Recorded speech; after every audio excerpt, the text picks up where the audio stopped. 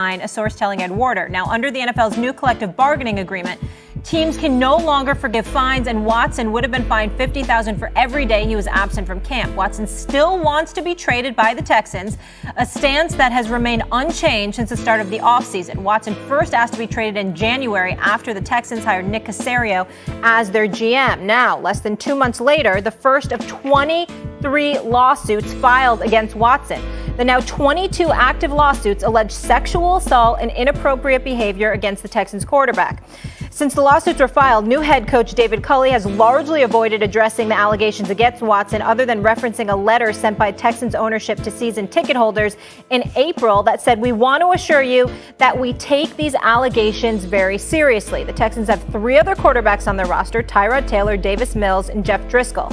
Our Chris Mortensen tweeting this: for Deshaun Watson, the Texans' price has been some combination of 5 high draft picks and starting caliber players per 2 league executives.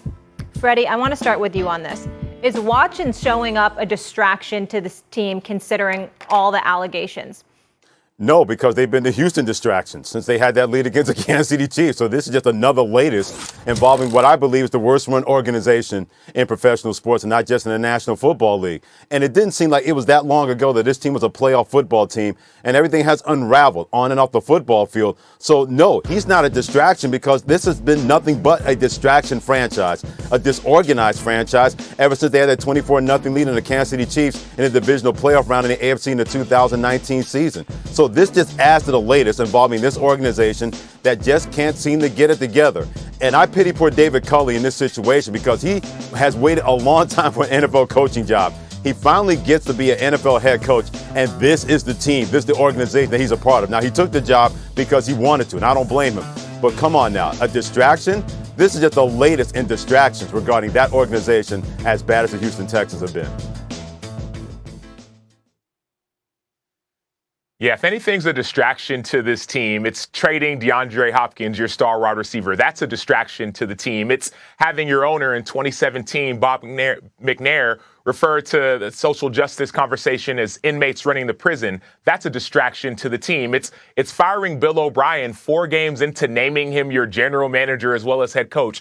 That's a distraction to the team. It's hiring a search firm and spending hundreds of thousands of dollars to find a new GM just to cast that all aside and to pick your guy. That's a distraction to the team. Deshaun Watson showing up to training camp is not a distraction to the team. Cal McNair, the one who's running the team, he's the distraction to the team. And so, no, Deshaun Watson showing up is not a distraction.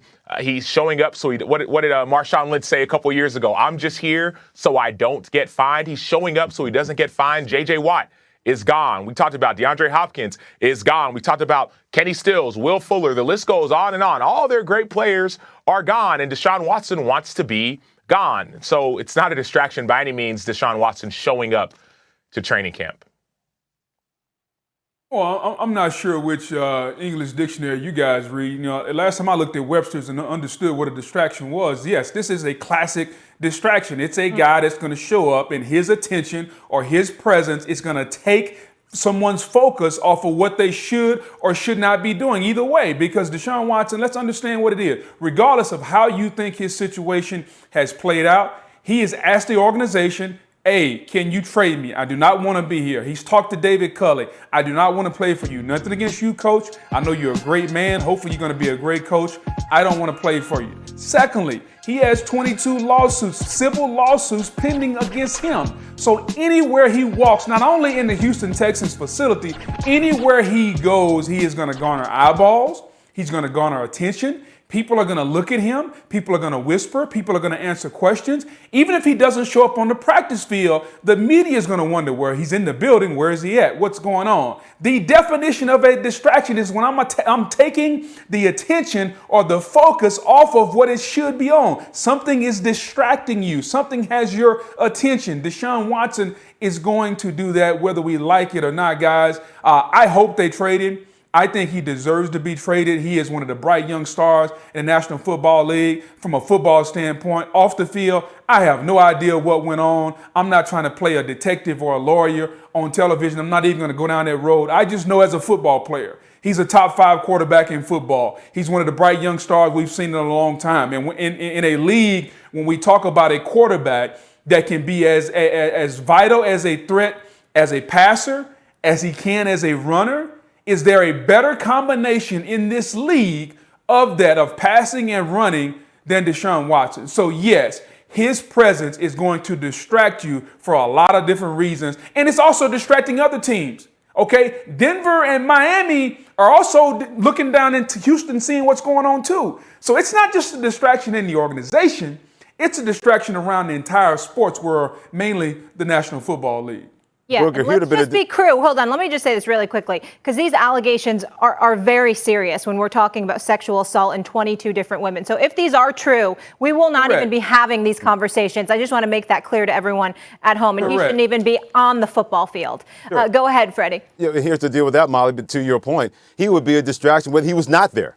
If he decided to show up at training camp or not, he was still going to be a distraction because everybody would be talking about Deshaun Watson. That's why I said that this is not a distraction, because it's a constant distraction no matter whether he was going to be there or not going to be there. And I don't want to say anything in terms of the Houston Texans brought this on themselves, whatever like that.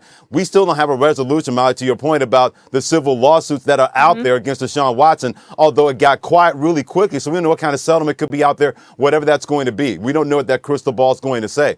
But this has been a constant distraction, whether he's going to show up there or not show up there, mainly because this situation has still not been resolved involving whatever actions are applied to him off the football field. Yeah, and I'll just Booker, I got to give you some credit. I got to give Booker some credit. I looked up distraction myself, and it says a noun, a thing that prevents someone from giving full attention to something else. And so, yes, according to your Webster's Merriam definition, it is a distraction, but to the team that's already distracted by so much else. This team is distracted by everything else.